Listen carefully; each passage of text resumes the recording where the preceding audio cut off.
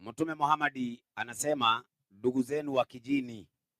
Nikauliza swali, ni kweli nyinyi majini ni ndugu zenu?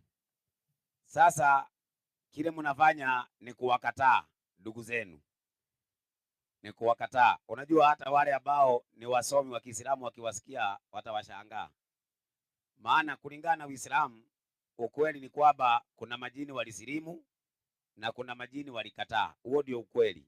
Nyinyi mnakataa tu kwa sababu hamtaki aibu, hiyo tu. Nyinyi ni madugu za majini, na unajua, unaona wewe anacheka, ni ukweli, majini walisilimu. Sasa nisaidie, ukweli mwaminifu, kitabu cha kwanza na cha pili, ukurasa wa 42. Tuulize haya majini, kwa sababu nyinyi ni ndugu za Waislamu, mkienda kwa msikiti mnawafanya nini? Hebu soma tusikie. Anamuijia mmoja wenu shetani. Ati anamuingia mmoja, anamujia, si anamuingia, Anamuijia anamujia. mmoja wenu shetani katika sala. Nani wanasali kwa msikiti? Waislamu. Haya, shetani anawajia katika sala, basi anampuliza. Ati anafanyaje? Anampuliza. Shetani anaenda msikiti anawapuliza Waislamu. Wapi? Katika matako yake.